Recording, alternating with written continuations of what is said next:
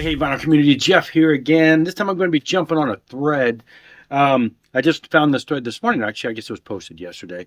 Will be for Richard McCook's 10 final questions for VC video makers. But before I do that, I wanted to mention, because I failed to do this weeks ago when I told him I would do it.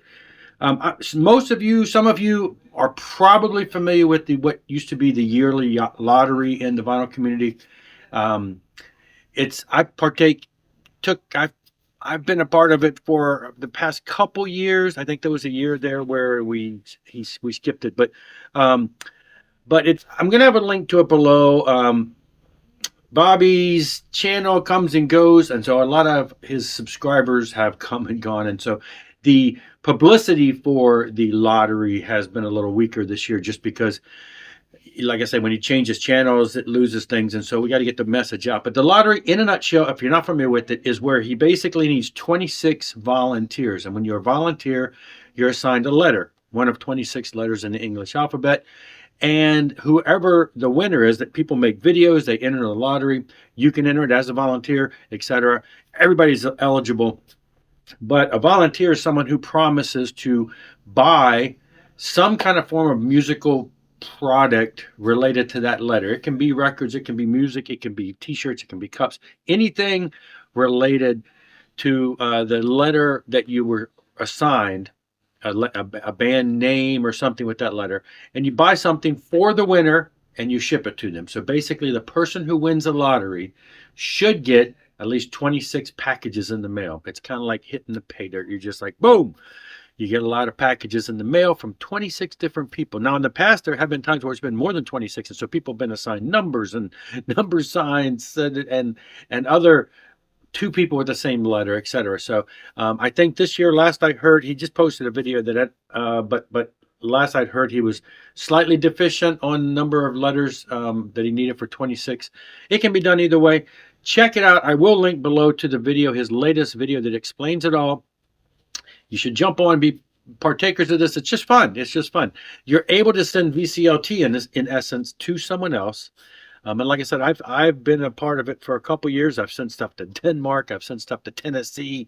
Anyway, the winner could be anywhere, and that's part of the fun of it. And anyway, at least enter. But also, if you want to participate, jump on board, contact Bobby, let him know, link below. So now let's get into this thread. This is 10 questions that Richard McCook is doing. He's done this before. Can't recall if I did it. I think I might have done the first one. I got a list of the questions here. So, do you ever struggle to come up with ideas for videos? Today I did, until I found that there was a thread here. No. So at this point, not so much. I tend to fall into that category sometimes where I'm just show and tell. And if I haven't gotten anything in, like I haven't gotten anything in more than a week. So it's like, do I have any reason to make a video? But yeah. So, I started doing the top 10 items in a certain year, which I'm deficient on doing that. I'm ready to do 91. So there's always ideas. People do things like rankings of songs on particular albums. Some people do rankings of discographies. I haven't done a lot of that stuff, so there's always ideas like that I have not explored. I recently did video on everything I had from a particular artist, and I went with Adam Ant, and I could do that with a lot of other artists. And so that's another idea. When there's a lull in stuff coming in, I have plenty of ideas at that so far. So at this point, I have not struggled to come up with an idea for video. Number two, if purchasing subscribers was an option, would you partake? No. What's the purpose? I want subscribers that are going to pay attention to watch me because they want to watch me. Why would I want to pay for that? I don't. What would be the purpose? Whatever. Number three, do you like to mention how much you paid for records? Now, not really, because a lot of times I'm like, I don't want people to say, man, you must have a lot of money. I don't. I have a lot of debt. But I will admit that, I mean, when it's a deal, I will mention it. So that tends to be a lot of stuff. That's why I'm always talking about the Amazon deal when, hey, this album dropped to $15. So when it's a good deal, I do. When it's a full price item, I'm not going to say, yeah, I paid full price for this, because I rarely pay full price unless there's something really special about it. And it's usually a deal, which is the reason I bought it. Even if it's expensive, I may pay $50 for an album, which is very rare because that's just out of my budget when it comes to that. But if it's something I found, an OG copy of something that runs for $100 everywhere else, and I bought it for $50, then yeah, I'm going to mention, hey, I got this for 50. I think I did that, recently with that Kiss album. It was way cheaper than the normal going price. So I don't mention it often unless it's a reason to do so. Number 4, are there genres of music you don't like and would never show on your channel? There are genres of music that I don't like. There are genres of music that I don't own anything by, but that's not to say if I own something by it, I wouldn't show it, because if I own something by it, I probably like it. So I would say this would be hard. I don't gravitate towards a lot of different genres and probably would never buy them. So whether I don't like them or just don't know about them, that's a tough call. But at this point, yeah, I don't. There's music that I don't like, and I just don't own it, so I would never show it. Number 5, when watching other people's videos, do you ever flick through the video until you find an artist shown that you like?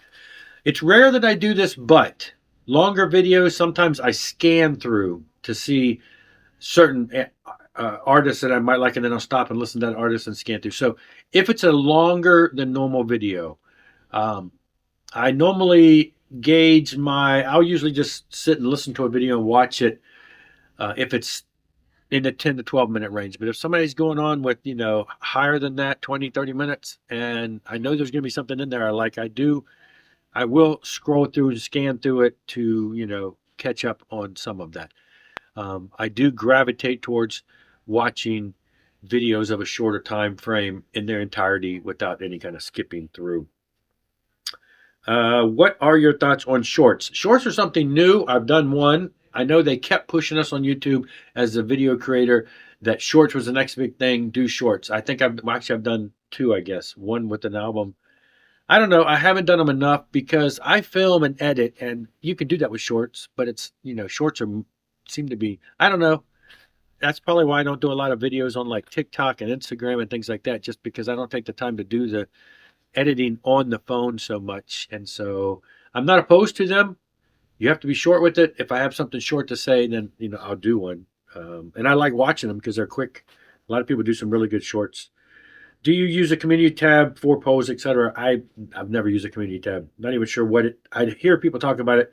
Don't even know what the benefit of it is. I have yet to ever explore that avenue.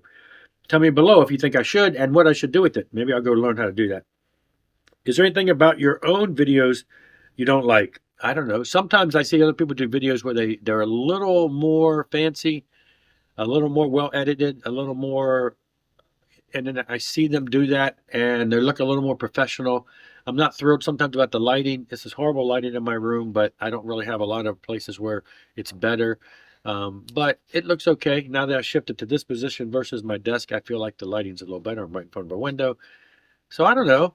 All of my videos have fluctuated over the years. There have been some that are better than others, but for the most part, I don't know. I guess they do okay for getting me across. So, I mean, but yeah, if I spent more time really beefing up the editing process and adding effects and stuff, maybe that's better. I don't know. I feel like in the vinyl community, there's more of a rawness aspect that people tend to gravitate towards. You just want to, it's just raw, not overly fancy edited. I see the videos that are overly edited. I mean, they're more professional looking, and yeah, they may get 1 million views and the channels are larger. I don't know. I mean, do I want to appeal to that type of crowd? They tend to be how-to videos and things like that. I don't know. Is there a secret there that maybe if I spent more time doing that, I'd get better views? I don't know. Is there anything about other people's videos you don't like? I mean, everybody's different. Some people, when they're first starting out, they make the common mistakes. And it's not that I don't like it, but you understand it. Like when they're, instead of looking at the camera, they're looking at the monitor, and you're constantly saying, who are you looking at? I've even seen videos where the camera must be here and they're looking at their computer monitor over here. And so they're doing this and talking. So that's understandable. I don't say I don't like it. I'm just like, okay, if they need to focus on the camera, not look at their face. Sometimes people are just, some people are more awkward on video. Again, I'm not too overly critical.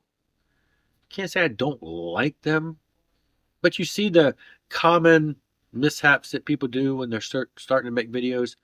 And some people are just not as comfortable, and so they hem and haul around and this and that. But I don't know. I take it for what it is, and that's who that person is. That's where they are right now, They've got content. I'm looking at the content, so I'm not too overly critical on that kind of stuff. No. And number 10, if you were to stop making videos, would you A, shut down your channel completely, B, keep the videos live, C, make the videos private? Would you make an announcement that you would no longer be making videos? In my thoughts right now, if I were to stop making videos, it probably would be not on purpose. It'd probably be one of those things where time gets away from you, and next thing you know, you're like, I haven't made a video in a month. And then you make a video, or it'd be one of those things where you just get caught up in life and you kind of don't have time for it. I've seen a lot of people that just kind of disappear. I think I'd be more like that. I don't know if I'd ever come to it. It would have to be a life-changing situation where I'd have to come to a point where I'm like, I'm done. I'm going away. So yeah, if I ever came to that life decision choice, I probably would make a farewell video. I would definitely leave them all up and live. Why would I want to take them away? I wouldn't. I don't have any regret. I don't have any, there's no reason to take them away.